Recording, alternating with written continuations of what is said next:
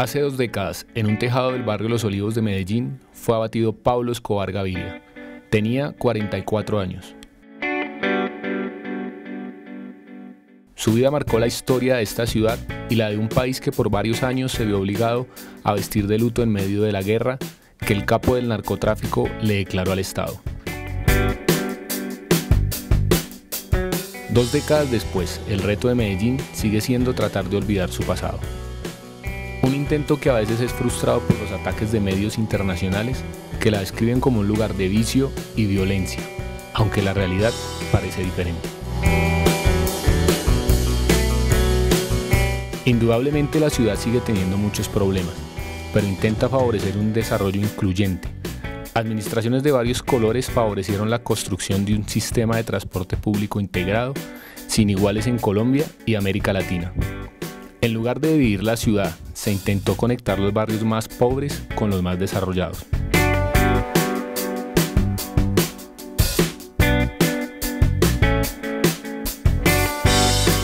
El objetivo es lograr dar nuevas oportunidades a los ciudadanos, explica el alcalde de la ciudad, Aníbal Gaviria.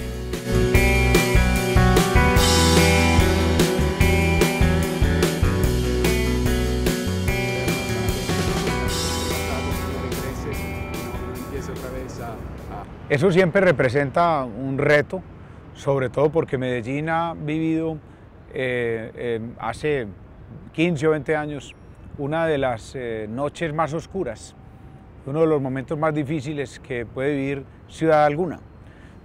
Llegamos en ese momento a tener la tasa de homicidios por 100.000 habitantes más alta del mundo y a ser calificados y estigmatizados de muchas maneras. Pero la ciudad ha sabido pasar ese momento y hoy, digamos, enfocarse o presentarse al mundo como una ciudad con una transformación. No solo la muerte de Pablo Escobar, sino la de los sucesivos jefes de las bandas delincuenciales en Medellín, está demostrando que lo que ha venido pasando en los últimos 20 años es que la institucionalidad ha venido ganando terreno sobre la criminalidad.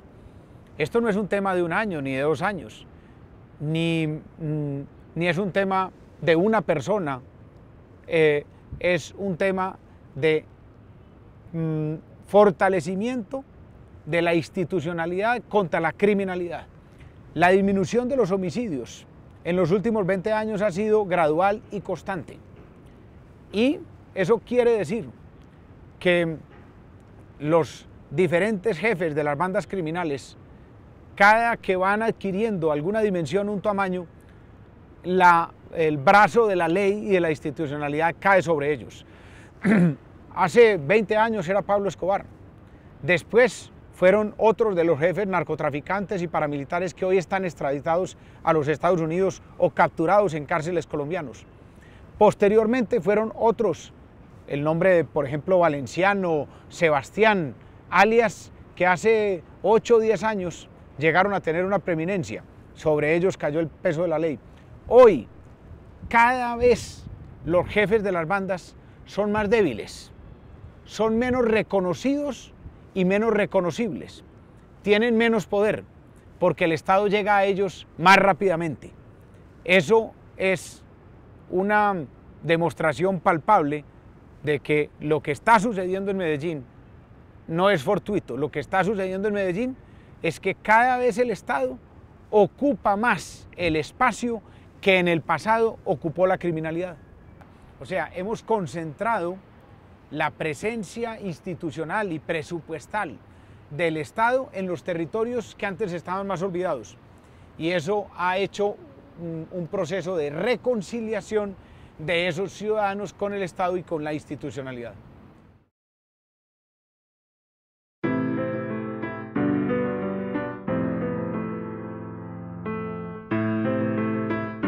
Hasta los años 90, la ciudad se había desarrollado de manera descontrolada. Uno de los milagros de Medellín es el Morro Moravia, un inmenso basurero transformado en parque a través de un trabajo de varios años, con el fin de aislar y tratar con medios naturales la basura que sigue escondida bajo tierra.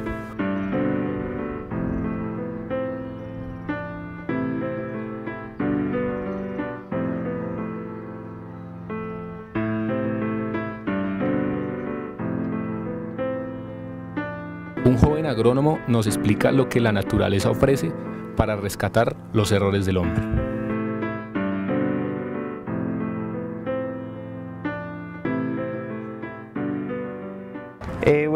Tenemos un morro aproximadamente 35 metros de altura. Se hizo una cuantificación de 1.5 millones de toneladas de basura, lo que hay.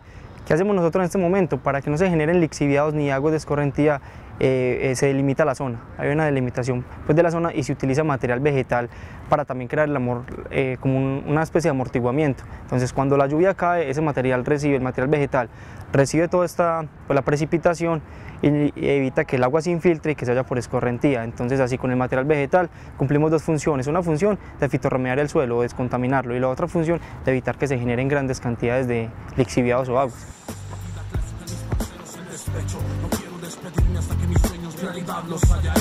Cuánto he planeado, cuánto he soñado, a cuántos de ustedes mis visiones he mostrado. Muchos quisieron esa mente descifrar, quisieron lograrlo, no pudieron, ya lo sé. Aquí está este joven orgulloso de todo lo que posee, de toda su indumentaria. No solamente las calles, sino también el alma de Medellín habían sido ensuciadas en los años del narcoterrorismo. Uno de los lugares más llamativos es la Comuna 13, que en un tiempo no tan lejano estuvo bajo el mando completo de la guerrilla izquierdista.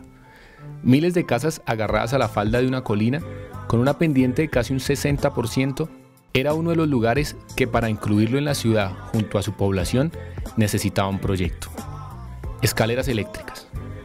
Las autoridades entendieron también que la respuesta violenta en contra de las pandillas que controlaban a veces y controlan el territorio no era solo militar.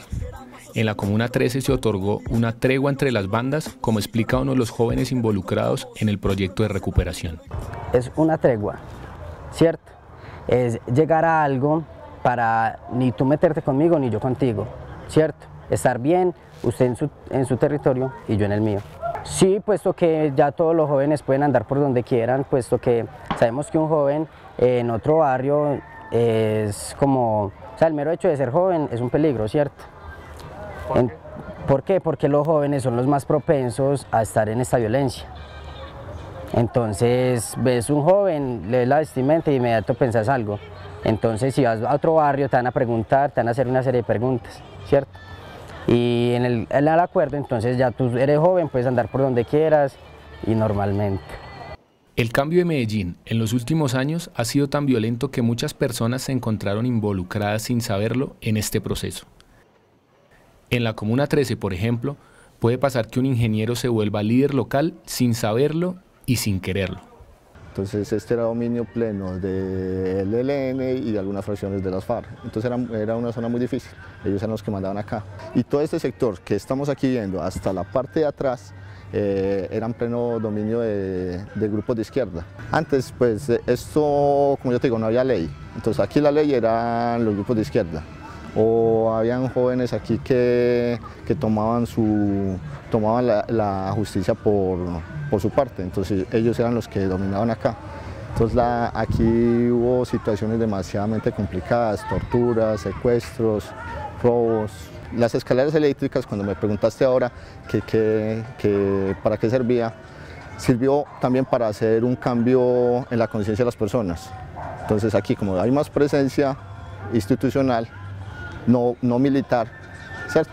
Entonces ya la gente empieza a tener como esa confianza al gobierno municipal y mucha confianza. Desde la administración ciudadana hasta los artistas y muchas personas más han intentado llevar su grano de arena. Nadie en Medellín niega los problemas y la presencia de la criminalidad dentro y en las afueras de la ciudad. Pero no es escondiendo la cabeza bajo tierra que se solucionan los problemas. Es lo que opina un rapero de la Comuna 13. Camina por mis calles, ven, conoce mi versión. Un mundo con otros colores, olores, sabores, mejores amores, soñadores, autores de la felicidad, gestores. Somos nosotros los hacedores de propuestas contra el dolor, propuestas que te retumban y dicen que aquí sí hay amor. Tenemos una historia fuerte de la construcción de una ciudad industrial donde muchos campesinos llegaron por dos asuntos especiales. Uno que fue el tema de la migración debido a la violencia en el campo y otro que fue el tema del desplazamiento por una idea o un sueño de la ciudad industrial, de la ciudad económica, de la ciudad que les iba a brindar mejor calidad de vida. Y en eso, digamos, empieza a instaurar unos barrios ilegales, unos barrios de invasión, donde la violencia se fue acercando debido también a mucha falta de recursos, a mucha falta de educación, a falta de salud, a falta de suplir los servicios básicos de mucha gente y a falta de servir sobre todo la educación. La violencia hizo presencia en un campo abierto listo para ello. La historia de eso nos lleva luego a que empiezan a surgir las guerrillas, fue lo que yo viví en los años 80 y a principios de los 90, luego llegan los grupos paramilitares a finales de los 90 y por último hay una gran secuela que es lo que vive hoy Medellín, que es el tema de las bandas armadas, de las pandillas, que se genera un caos, digamos, por un descontrol que hay en la ciudad, muchas pandillas queriendo tener el gran poder que ya hoy no existe. Y eso, digamos, es lo que vive Medellín hoy. Si a mí me preguntan si las cosas están mejor o peor que antes, quizá diré que son diferentes. No, simplemente eso, son diferentes. La violencia no se ha logrado erradicar de esta ciudad. Lo que sí es importante resaltar de Medellín es que todos los días lo está intentando. Todos los días hay propuestas nuevas, todos los días hay esperanza, todos los días hay una nueva canción, un nuevo graffiti, todos los días hay una persona que está haciendo teatro para intentar cambiar esta ciudad. Y desde ahí es lo que hay que aplaudirle a Medellín.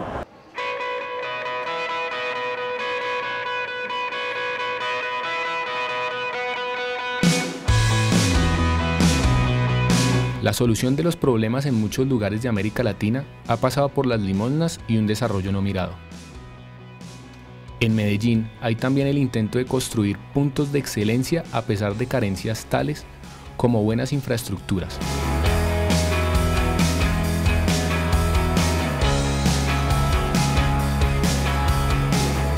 Ruta N intenta desarrollar una economía de servicios que pueda sobrevivir a pesar de la falta de infraestructuras modernas. El teletrabajo aquí ya es realidad. Los esfuerzos para atraer inversionistas extranjeros y colombianos también. Estamos en el complejo Ruta N, que es la corporación sin ánimo de lucro creada por el municipio de Medellín, por las empresas públicas de Medellín y UNE Telecomunicaciones, para ser el elemento o el ente descentralizado que planea y ejecuta la política de ciencia, tecnología e innovación a largo plazo dentro de la ciudad de Medellín. Llegas a un lugar, aquí dentro del complejo Ruta N, que tiene adecuados unos espacios, y pagas un fee muy pequeño, estamos hablando de unos $30 por metro cuadrado, dentro de unos espacios, dentro de unas cabinas, de acuerdo al número de personas que tú dentro de tu avanzada vas a poner dentro de la ciudad, y allí acceden a todos los beneficios por esa cuota. Entonces tienen espacios, tienen administración, tienen seguridad, conexión a internet, y fuera de eso tienen acceso privilegiado a todos los productos dentro de ese pipeline de la innovación y todas esas herramientas que tiene Ruta N para permitirle a esa empresa que sea exitosa y se inserte rápidamente. Esto lo hace de la mano de otra agencia dentro del municipio de Medellín, que es la Agencia para la Cooperación y la Inversión, que le permite entonces también tener una inserción fácil en otras herramientas que nosotros llamamos blandas, que no es solamente el asentamiento, pero que de manera positiva lo inserta rápido en el tejido empresarial de la ciudad de Medellín. Pero no se puede seguir adelante si se olvida desde dónde se llega. Y Medellín no quiere olvidar. Para esto sirve la Casa de la Memoria, un monumento, un museo en contra del olvido que no solo organiza eventos, sino también invita a víctimas y victimarios a hablar. Que corren sin desagüe en estos valles, solo albergamos lo factible. Hay un mundo mejor posible, por lo imposible hacerlo visible. Porque no hay reconciliación sin diálogo. Y aquí las palabras y los hechos sí tienen sentido, como explica Lucía González, su directora. Según los males apetecen las malditas sociedades, siempre es culpable. Sí, realmente lo que nos proponemos es que esta memoria sea ejemplar en el sentido de evidenciar que esto no le ha traído la felicidad ni a nadie en particular, ni a la sociedad en general. Algunas de las luchas han estado investidas de luchas sociales, por ejemplo las de las FARC, otras de contrainsurgencia como las de los paramilitares, otras de acceso a la riqueza como las de los narcotraficantes, y finalmente ninguna triunfa. Y todos pierden. Pierden los victimarios, pierden los promotores de esas guerras porque han perdido sus vidas, han perdido su libertad, han perdido sobre todo su tranquilidad, pero la sociedad entera ha perdido. Entonces yo creo que aquí en este Museo Casa de la Memoria es muy fácil palpar ese daño inmenso que se ha hecho. Y cuando vienen los victimarios a visitar esta casa, victimarios que ya están pues desmovilizados, realmente caen en cuenta, porque casi ninguno es consciente del daño tan inmenso que ha producido esta guerra en la sociedad y en su propia gente y en su propia comunidad.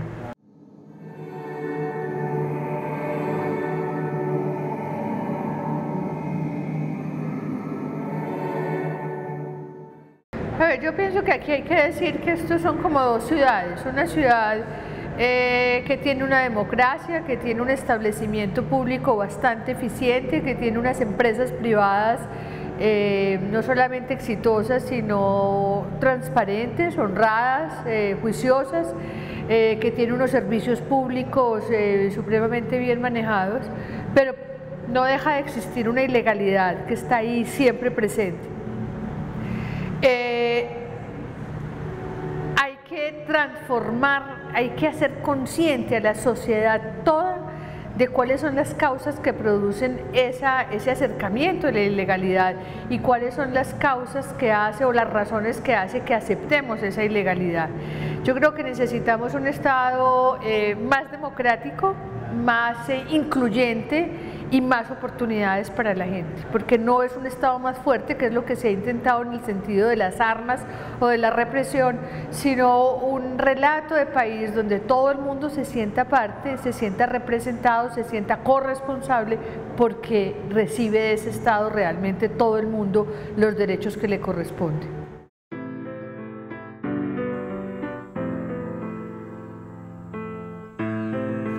Pero si Medellín es una ciudad problemática, todavía más complicada es la situación en la región de Antioquia, donde pelean bandas criminales e insurgentes para el control del territorio. En lugares como Támesis, la gobernación de Antioquia lanzó un parque educativo, un espacio público abierto a toda la comunidad, porque la guerra a la violencia se le puede ganar solo a través del conocimiento. Pero siempre de guerra se trata, una guerra combatida con soldados y maestros, como es el caso de una clase de campaña donde María Londoño recuerda los retos para dar cursos de ética durante el periodo de la violencia.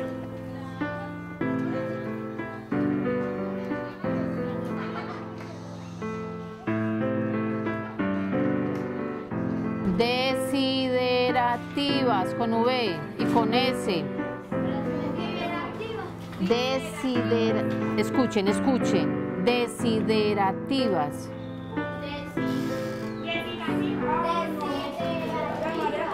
Dos puntos, son las que indican.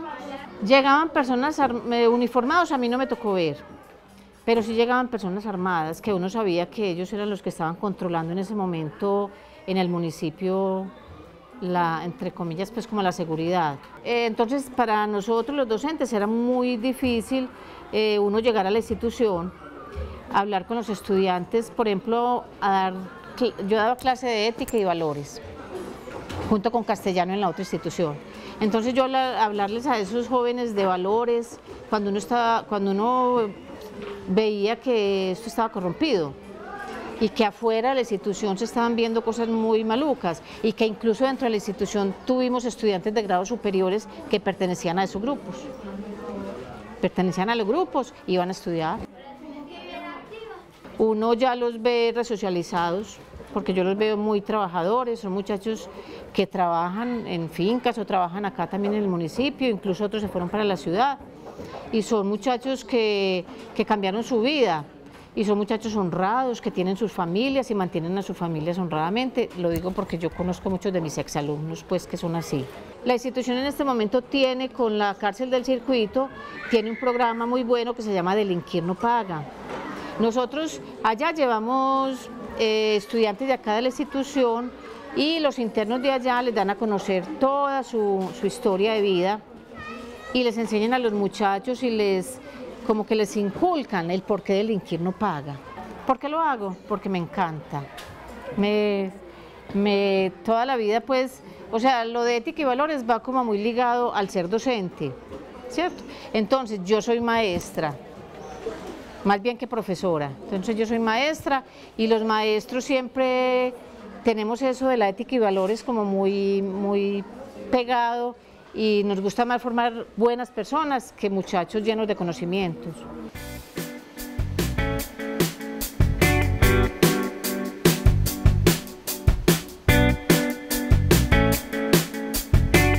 La violencia no ha parado en Antioquia y los asesinatos siguen aún con menor intensidad que en el pasado. Pero los ciudadanos ahora sí tienen una esperanza. Uno de los hechos positivos de Antioquia ha sido un círculo virtuoso de varios administradores que han perseguido los mismos objetivos de desarrollo, a pesar de las diferentes políticas e ideologías.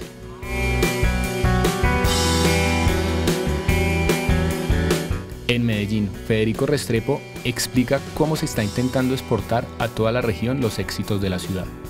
Una apuesta que conviene, y la única que podría finalizar con la guerra en este territorio. En estas regiones, en este país, pues conviven,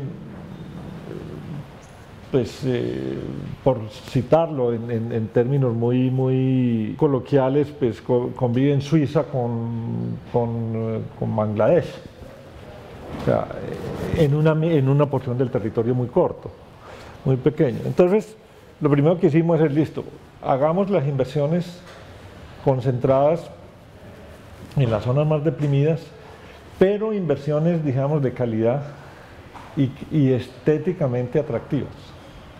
O sea, no equipamientos sociales para pobres, para gente pobre, sino lo mejor del desarrollo para las gentes más humildes. Lo que nos interesa es que esa inversión no constituya enclaves. Es decir, que sea, yo invierto acá como ocurre con las minas o en el sector petrolero.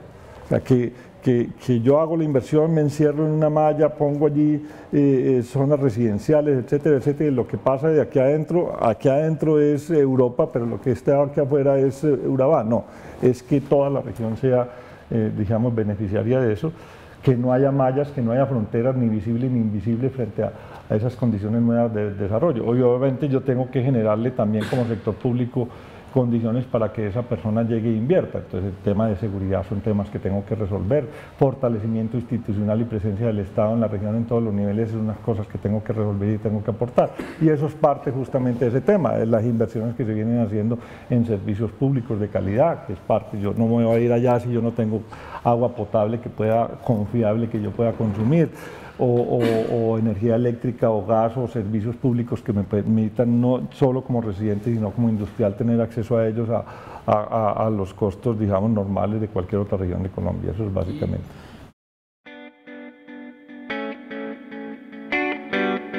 El camino para Medellín sigue siendo largo y los retos enormes, sobre todo la mala fama de la ciudad que unos pocos quieren mantener.